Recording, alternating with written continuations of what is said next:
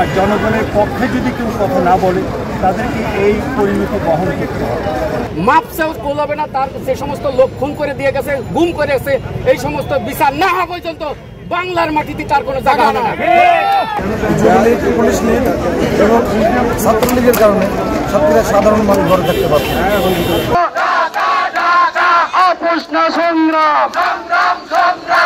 মানুষ বাচ্চা ছেলে মারা গেছে ভুলার কথা না, সুতরাং এটা আবার এটা রিভাইভ হলো এবং আমরা বুঝতে পারলাম যে মানুষের দগদগে ঘা, এটা বোঝার মতো ক্ষমতা থাকা উচিত ছিল। তারা আবার এই ভুল কাজ করছে, বারবার করে এই ভুলগুলো করছে আওয়ামী লীগ সরকার, আওয়ামী লীগের যে পার্টি ছিল। তো আমরা আশা করছি যে এটা তারা হয়তো শিক্ষা নেবে। প্রতিবেশী দেশ তাদেরও একটা গুরুত্বপূর্ণ ভূমিকা ছিল এবং তারাও শিক্ষা নেবে। আর জনগণের পক্ষে যদি কেউ কথা না বলে তাদেরকে এই পরিণতি বহন করতে হবে। জনগণের কথাকে যদি কেউ মানুষের কথা বলতে হবে, জুলাই আন্দোলনের কথা বলতে হবে। মানুষ জনতা, ছাত্র জনতা, শ্রমিকদের যে আন্দোলনটা, এইটাকে মেনে চলতেই হবে। যারা এটা মানবে না তারা ইতিহাসে কাজটা করে লিখতে হবে। এটি হচ্ছে আমার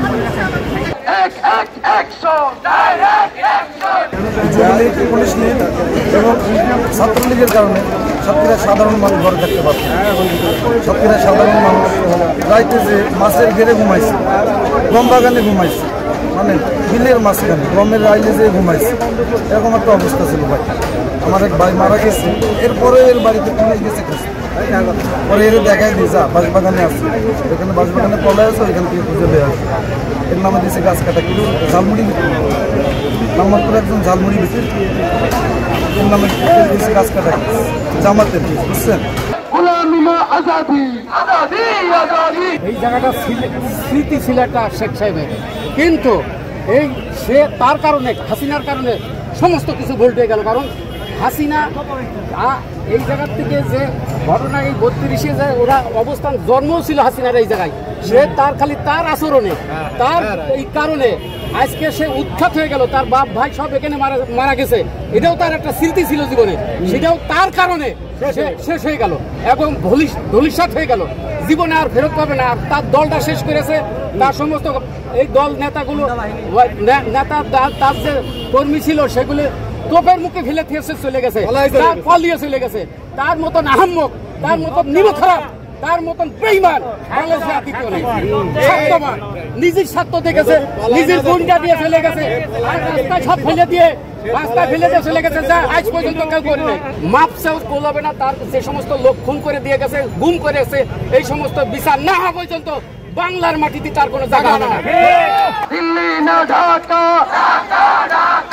যে প্রেক্ষাপটে শেখ মুজিবুরকে হত্যা করা হয়েছিল, তার শাসন আমলে তার দুঃশাসন মানুষ অতিষ্ঠ হয়ে পড়েছিল। সেই অতিষ্ঠ হওয়ার প্রেক্ষাপটে সেই 1975 সেনা অভ্যুত্থানের মাধ্যমে তার পিতা শেখ মুজিবুরকে হত্যা করা হয়েছে।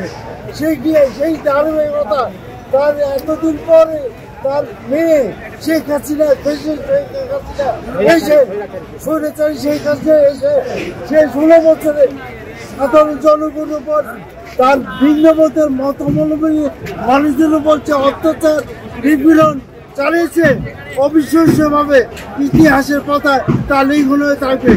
তারই বাহিনীয়তায় সে এতদিন রাজনীতি দল তাকে হটাতে পারেনি। সেই শেষ পর্যায়ে এসে বৈষম্য ছাত্র আন্দোলনের মাধ্যমে তাকে এই দেশ থেকে হটিয়ে এবং চোরের মতো পালিয়ে যেতে হয়েছে এবং সে এখন বিদেশে গিয়ে বাংলাদেশের সম্বন্ধে ষড়যন্ত্রতে লিপ্ত হয়েছে। এই ষড়যন্ত্র জবাব হিসেবে আজ এই ছাত্ররা তার এই ভবনকে গুলি দিয়ে ভ্রমণ করেছে।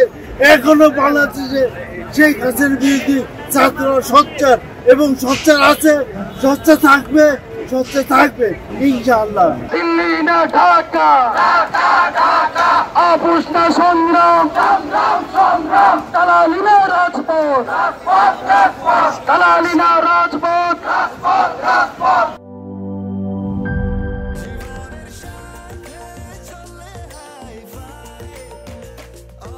স্বাস্থ্যকর অল টাইম, সব সময় অল টাইম হেলদি লাইফ।